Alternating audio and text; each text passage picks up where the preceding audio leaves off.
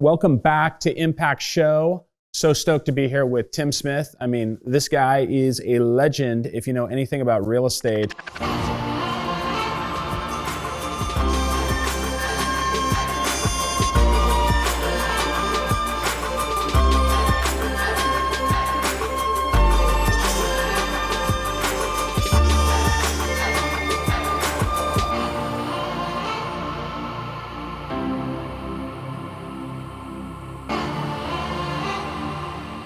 This is our 37th episode of Impact Show. I know lives have been changed and it's all about learning, but it's also about how you can create impact on your own business and industry. So Tim, I know a lot about you. Tell us a little bit about your background. Where'd you grow up and how'd you get into real estate? So grew up in Utah, youngest of 5. And I think when it came to real estate, I looked at what I could do mixing my strengths with the ability to make money. And that's why I chose it. Okay. And it just kind of worked out that way. How'd you get from Utah to California? I mean, why didn't you just stay in Utah? In junior high, my dad shifted businesses, so we moved to California, which was a very challenging time as an 8th grader. I mean, it was the great loss and really grief of my life because I was set up to be a Utah Jazz ball boy. Okay. We were driving through Boulder, Utah, and I was just like throwing a temper. I'm like, let me live with Thurl Bailey, an NBA player. My dad's like, I'm not going to let you live with an NBA player. So take us through the journey from 8th grade. You're in California now. How do you, keep going through life and end up in the career that you're in? One of my first jobs in college, and right when I was getting into high school, I was working stocking shelves, graveyard shift at a grocery store, which was miserable. And I did that for a year. And then I got into construction, and I remember those 2 years where I'm like, I'd rather make no money with a chance to have a sale of making like $500 or $1,000 than making $12 an hour. Sure. And not that I don't like manual labor, I just didn't see myself doing it. So as soon as I got into college for me wasn't like a 4-year takeoff. It was like, how am I going to find my way? Mm-hmm. And there was a guy that I knew that was in commercial real estate.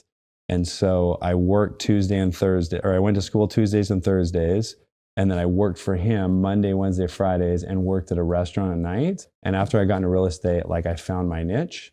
So I came back to California, started in real estate. This would have been 96, worked 4 years in commercial while I was going to school at night. So I never really got traction, but I loved the overall feeling of it. Right.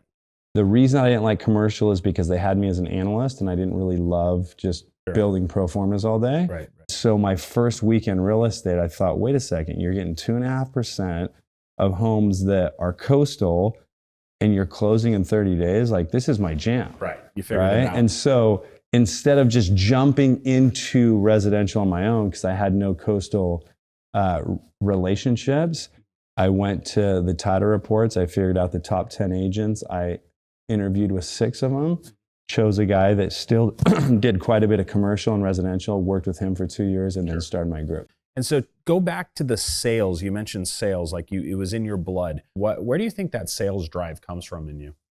Some people are afraid to say they want to make money. It was very easy. The math is very easy. If this is the input, this is my expected output. If I'm above average, I know I can do this, right? But the other thing is relationships, and I felt I had so many sales jobs growing up, and I felt like my ability to really nurture relationships, and really I'm genuinely interested in people. Right. If I can get somebody telling me their story, my ability to convert that increases dramatically. And think about that for Internet Marketing Association members and our big entrepreneurial community.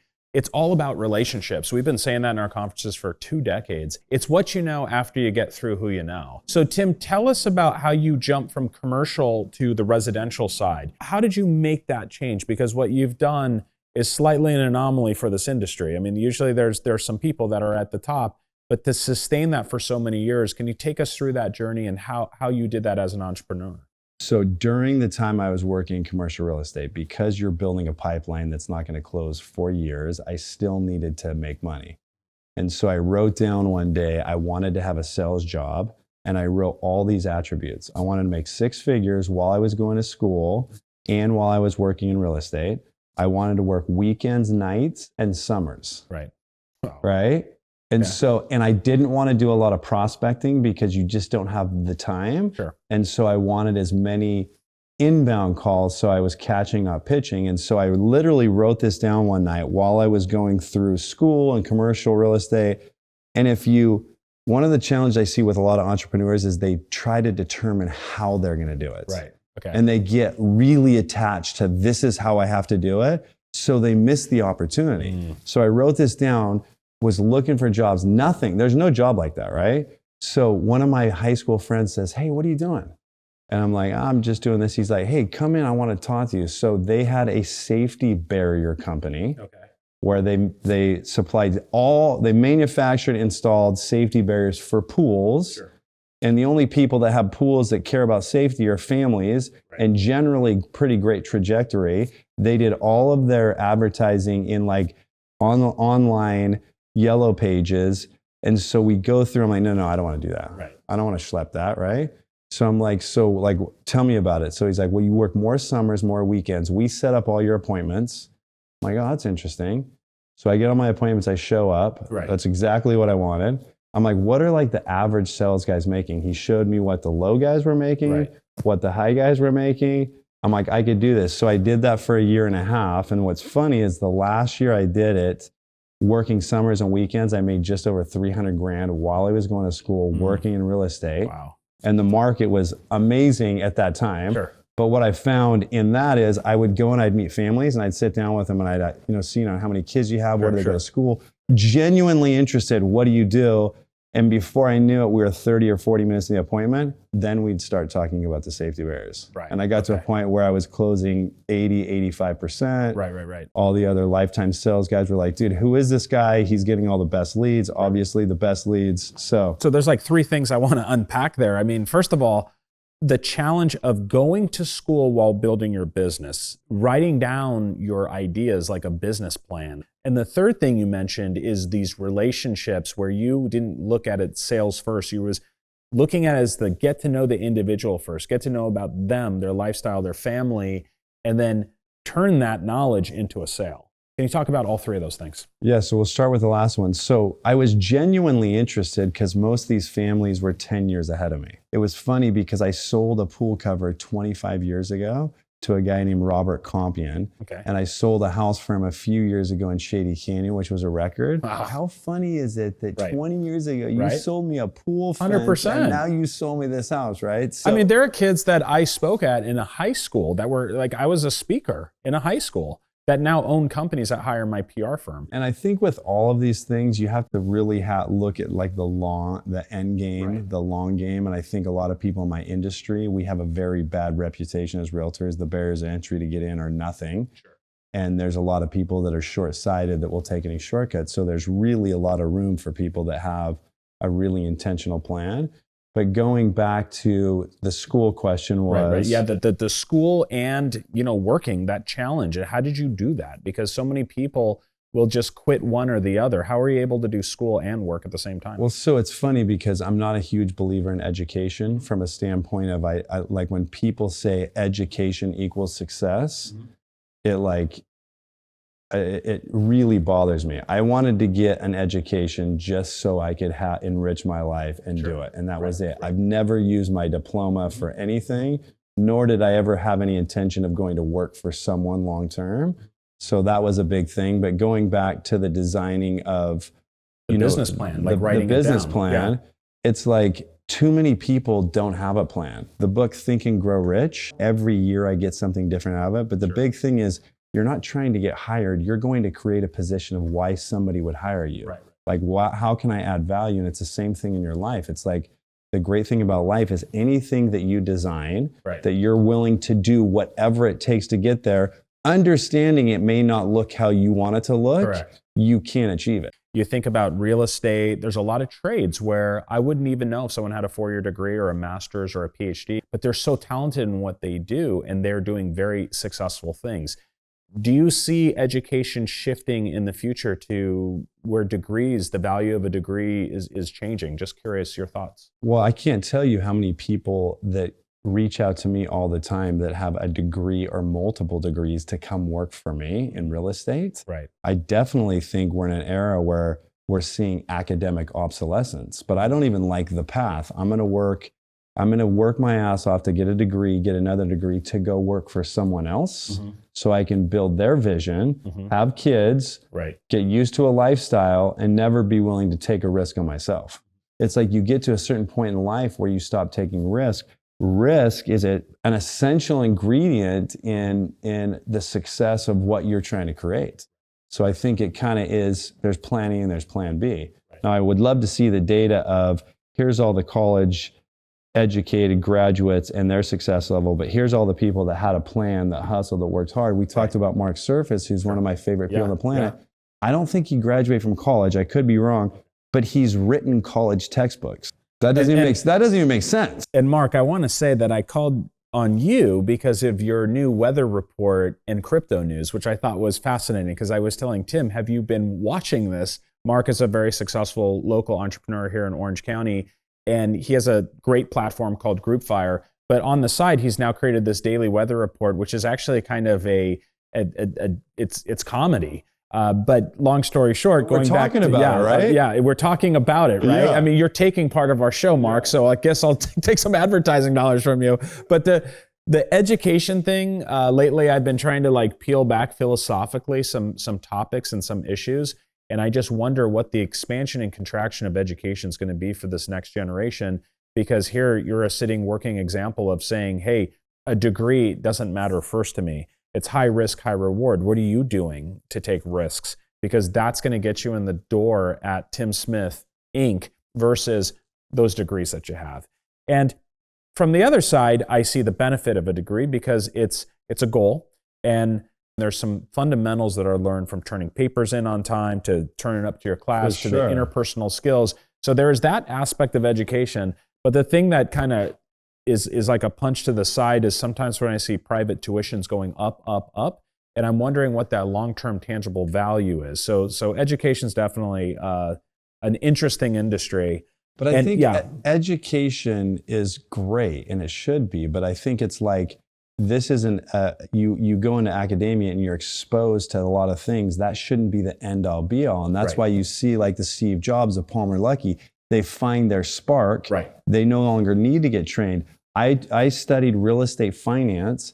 Everything I was doing at work was 10 years ahead of what I was learning at school. So it didn't really train me, but I think as long as you don't think, there's so many people like, oh, if they get this degree, your life's gonna be great. Not necessarily. And if anything in the future, I think we're gonna have some real challenges when we have, everybody's educated, but they're still not the positions, right? Absolutely. So when you made that jump, you discover commercial's not my thing. I'm getting into residential. Now you're getting some traction. You're going from this, pool cover company into your own real estate practice. Tell me how you got from that moment in your life to where you're at right now, sitting here across from me. I always felt above average at sales. When I started from 2000 to 2008, we saw one of the best markets we've seen until now. So you didn't have to be great. But I found myself in 2008 where I had, 30 listings and we were in the Great Recession and it was a free fall. And I found myself not having the right tools, abilities to handle the business. And so I've always kind of been in those situations humble where I'm like, okay, well, somebody's got to know. So I went to a couple of real estate coaching seminars. I met Tom Ferry, who's also a friend. And he was speaking to me, and it was summer 2008. And he was like, it was almost like one of those commercials where if you have this symptom and this symptom and this symptom and this symptom, you're like, I need those pills, right? So I'm like, oh my gosh, like I need what you're selling, right? Well, at that point where I had a great first 7-8 years in real estate and we killed it up to 2007, because who didn't? I found myself, my expenses outweighing my income and commissions. And I found myself in a really perplexing situation with a bunch of sellers and really not the foresight to like, hey, we're in a free fall. Do what you gotta do. So I said, hey, Tom, I wanna start coaching. Well, that's $3,000 a month. At the time, I'm like, my mortgage is less. This is like more than my mortgage and my assistant, but I'm like, I don't care. I'm willing to do whatever it takes. But that's a pivotal moment. Because I find when people get into challenging situations, if you're not willing to do whatever it takes, you generally don't get out. And if you want to be a leader, you got to be able to, adjust and adapt. We started working together. I don't think in the first 7 years of real estate, I ever had a 60-day period without a closed transaction. From the time I started working with him, for like 97 days, I didn't close a transaction. Let me hit pause on that. And to you, coaches and mentors are a key ingredient to success.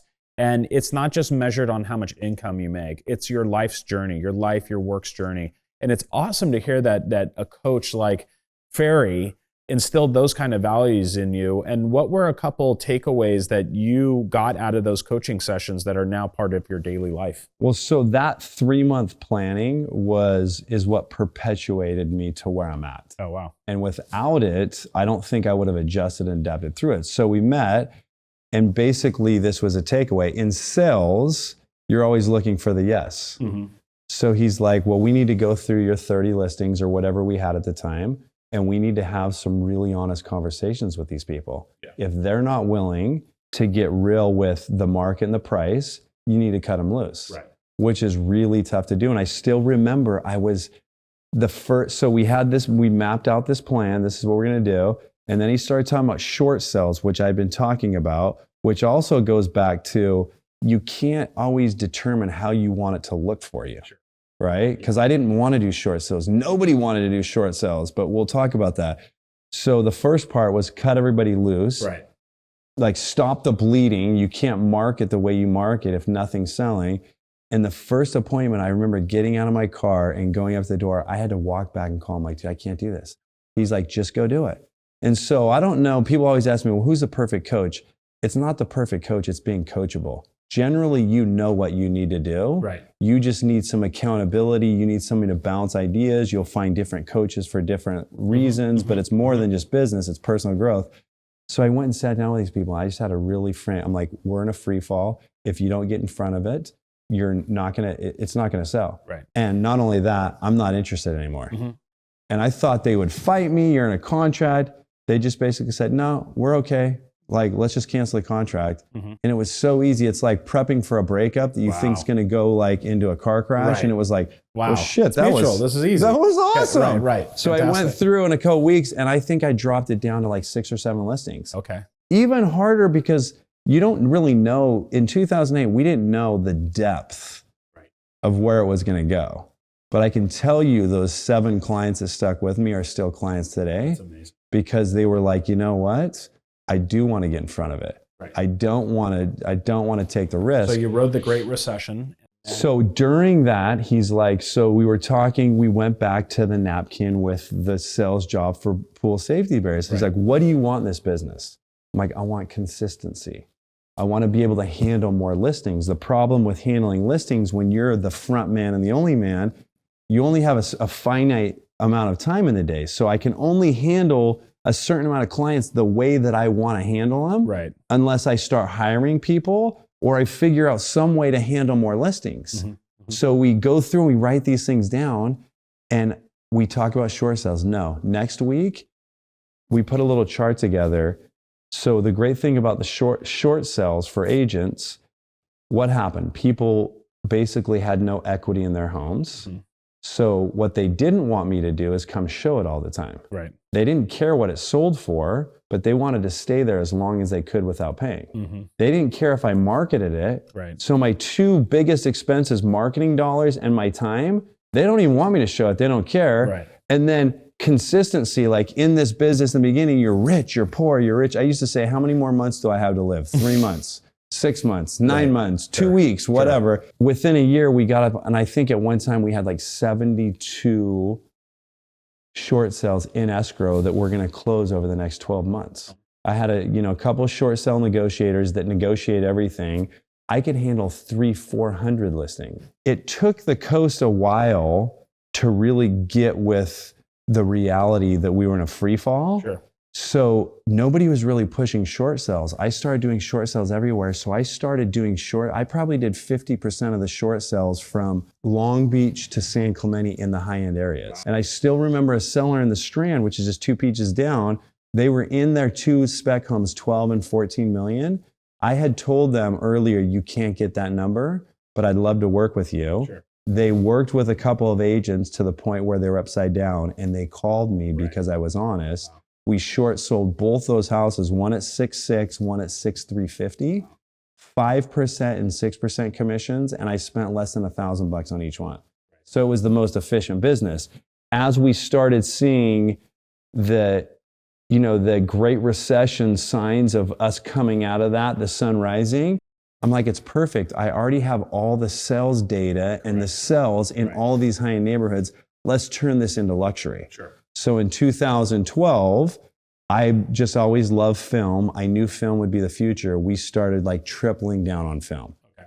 And we started really working on creating a brand and a team that really could service clients and give them the best chance of getting the highest price for themselves. But secondary objective, I want to set records. Absolutely. If I set records like I did in your neighborhood recently, highest price per square foot. And I said, there's no way you're going to get over 4. Right. And I just did. But what happens? You've already referred me to one of your friends. Absolutely. I'm working with a daughter. Yep. People start to talk. Phones start to ring. So even though it seems like, oh, Tim, you spend too much money on marketing. We spend 33 cents of every dollar on marketing. That's amazing. Not because it works.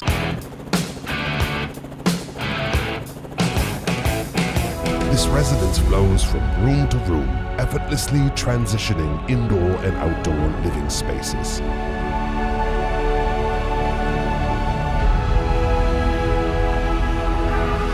Unfortunately, the castle... Okay. In your suit? Okay.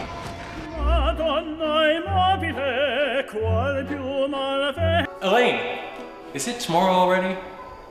14,000 on 3 lots, 5 bedrooms with a loft, game room and a gym, and 2 bars for your gin. Infinity pool for the swim. Check the master, soak it in. Solar power off the grid. Tesla backups for the win. Oh! Check the views you've been missing. Oh! Tim Smith with the listing.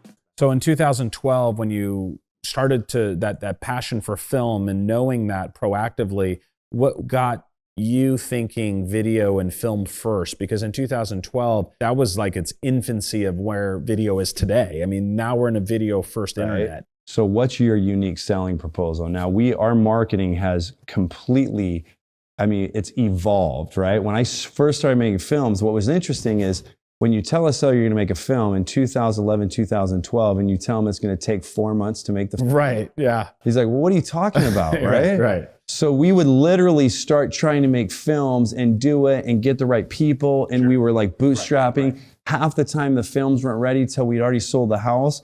But I just knew that this was my unique selling proposal. And I knew the other thing, the one thing I hated about early 2000 in the market, all you had to see to realize who were the biggest agents is just go pick up any magazine. Whoever had the biggest spread. But magazines are like one and done. Sure. The internet is forever. Right. Right? And so it's like all these things kind of made sense with coaching, so we went really hard. But in the beginning, the films didn't sell the properties, they sold the sellers. 100%. But now our films are selling the properties, and I could give you 10 examples of where the film attracted the buyer from South America or from Miami. If it weren't for the film and our digital strategies around it, that buyer never would have saw it. And those buyers are always the ones that are more comfortable paying a higher price because they don't know anything about the market. Right. So check this out. Like real estate is probably one of the most sexy, market-driven industries that exists. And what you've been able to do is transformative in the space of film. The early 2012 film version of Tim Smith compared to some of the productions that you've come up with is pure genius. And that's why I was so compelled to sit down here and to pick your brain a little bit on some of the magic that is found in your film.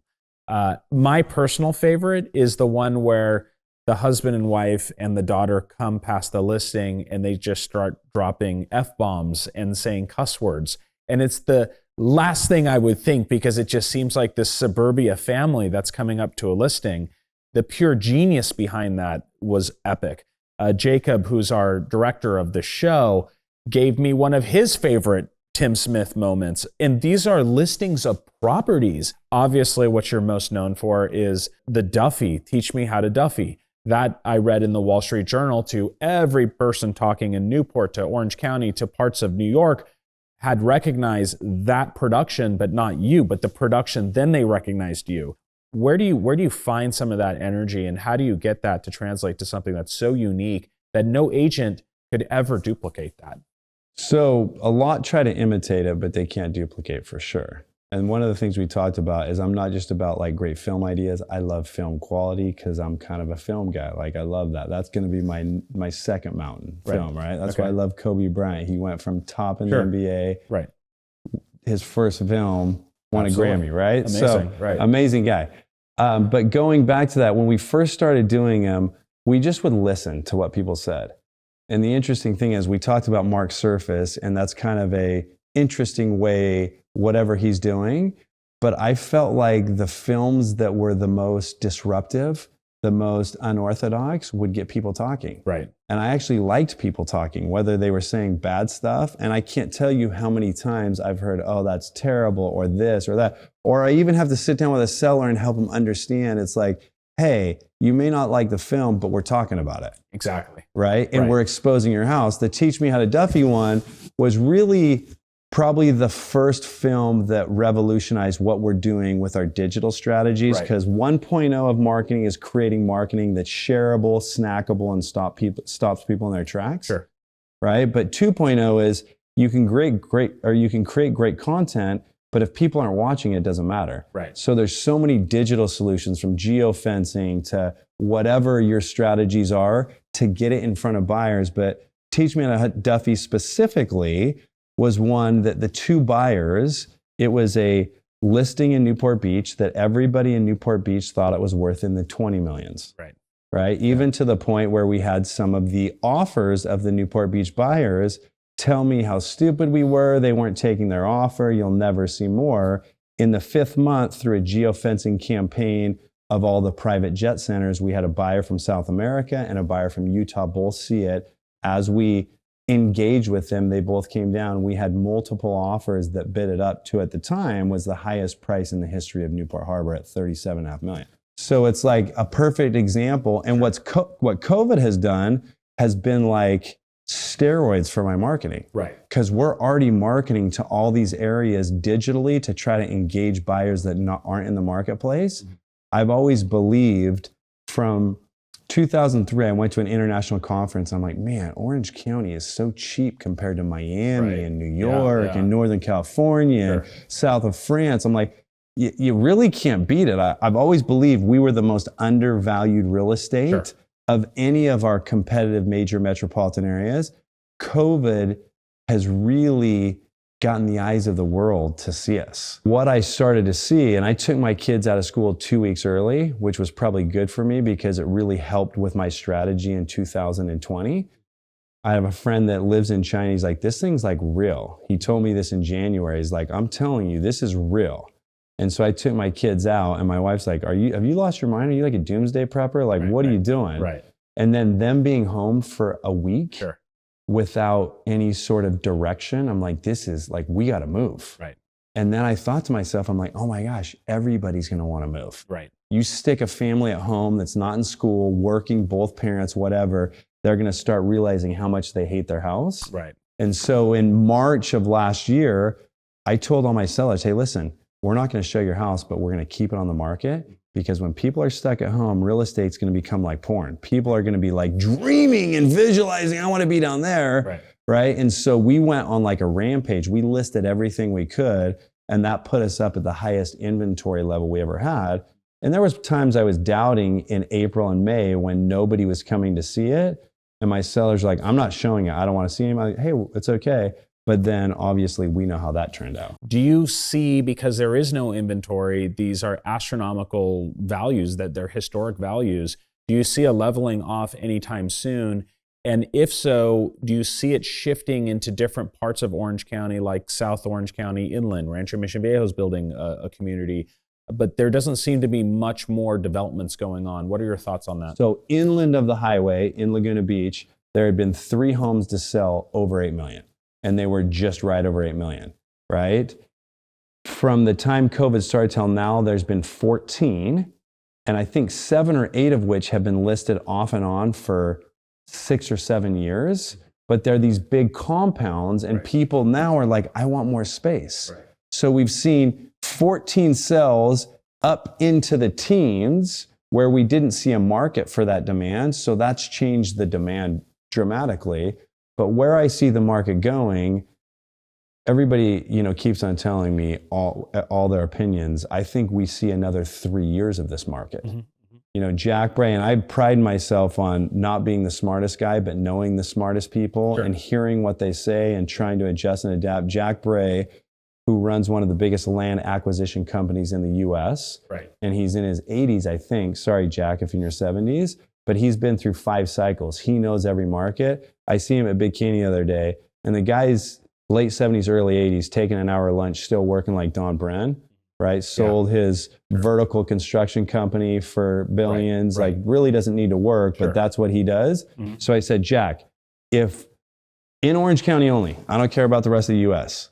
And every time I talk to him, he's like, oh, here we go, you're gonna get free advice again, right? But we really share some similarities with our affinity for Orange County. I said, if the peak is 10 and the trough is 0, where are we right now in the market? Right. And he said 5. He's like, for the last 50 years, I've been telling people how great Newport Beach is, Laguna Beach. And now because of COVID, it's the first time people are listening to me. I've seen more buyers coming from Europe, New York, LA, say, I have a $100 million budget. I have a $150 million budget. We don't have any inventory to even show them. Right. So I think for the people that really willing to take risk in like the spec level, it's time to start building the Bel Air mansions and expecting 100+ million sales. We will see that. What doesn't hit that check all? And yes, it's been undervalued. I was born and raised in Orange County, and I've seen it go through this revolution, and now people are discovering it. And it's fantastic to kind of hear that from you as well. So as we round this up, Tim, what I always like to do is really share with our audience these amazing stories, which yours is at the top of that. Tell us a little bit about the adversity, though, because there's no easy path to not just success, but what I call significance of what you're doing. You're shaping an industry. How did you face your darkest times, and what got you through those times versus just throwing in the towel and giving up? One of the biggest challenges most entrepreneurs have is taking risk. Right. And it's not just taking risk. Risk got you here, but risk is going to get you there. And so a lot of times it's like hiring people that can free you up, that are the right people that your clients actually like as much as you. Right. So leveraging what you have, because there's always going to be more people that want to work for people than want to be the boss. And I would say the other big thing, which you know how sales and life and everything is, and I see so many of these clients that we have and so many really wealthy people, and I look at them like, when's enough? Right. And the guys that I see that have the most, I would say consistently are on the biggest warpath to get more, right? So really determining what's enough for me and having that balance and really focusing the last couple of years on personal growth. I'm in a growth group, which is like a group therapy. Sure. And last night, and it seems there's 8 of us in it, and everybody happens to be wildly successful. And the therapist that leads it said at the end, he's like, isn't it interesting? He's like, I'm just finding something interesting.